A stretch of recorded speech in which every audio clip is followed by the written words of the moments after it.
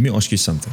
How many times have you said, I'm going to start on Monday, next year, after my birthday, when things slow down, look, Steph, I've got a lot going on. Let's just be honest. How many Mondays have come and gone? How many New Year's resolutions have you hit? You know what I've realized? Most people aren't lazy. They're just too comfortable, too addicted to the now. We crave transformation. Everybody wants to transform. Everybody wants a better future. But we hate discomfort. We hate change. People are creatures of habit. And today we're going to unpack what it really takes to change your life, to make a paradigm shift, to break through. And what can this mean in your business, your routine, your discipline? We're not just talking about getting hyped type of change. We're talking actually about the daily, boring, relentless, painful, repeatable change that helped us potentially scale money in medicine, that helped us start new businesses, double up on advisory force, production every single year. Because the truth is this, the world don't need more motivation. It needs people who decide and people who've committed.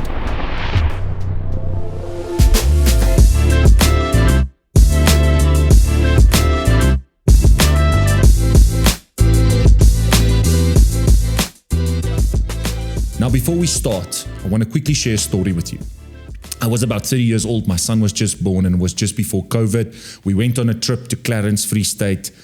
And it was a weird time of the year. It's between Christmas and New Year's. Everybody is in holiday mode, but everybody is excited for the new year.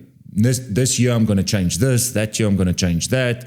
And I remember watching this podcast from Andy Frisella on the 75 Hard Challenge. And by the way, if you haven't challenged yourself on the 75 Hard Challenge, we did it last year with the team and the results was monumental. Anyway, that episode hit me really hard. There was no way I was waiting until the first. I started immediately. Most of my friends, well, they started on the first, or at least they said, but the first came and the first went.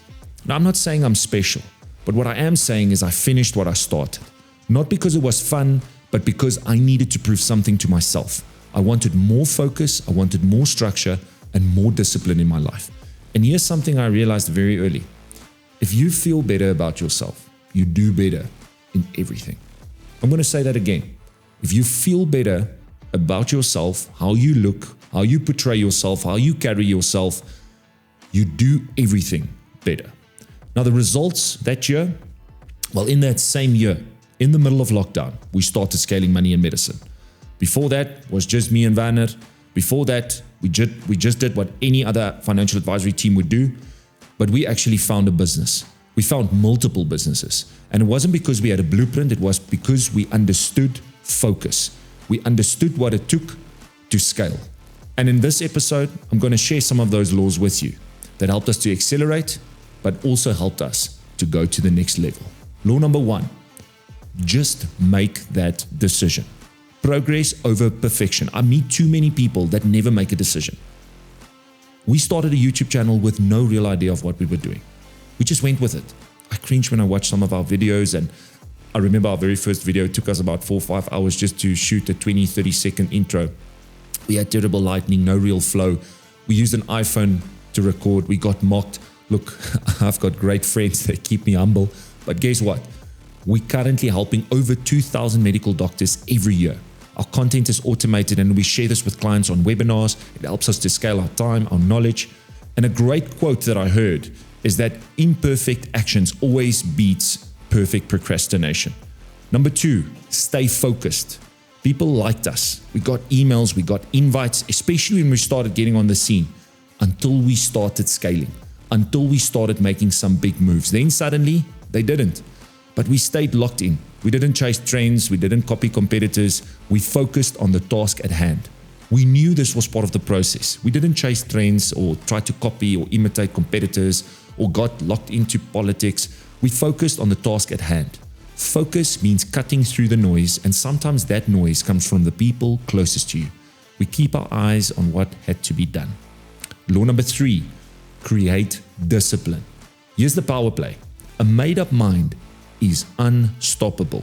Habits take between 30 and 250 days to become automatic. You've got to grind through the suck before it gets smooth. And I'll never forget watching a podcast on discipline about Alex Hormozy, and he said that he trained with this one friend at gym.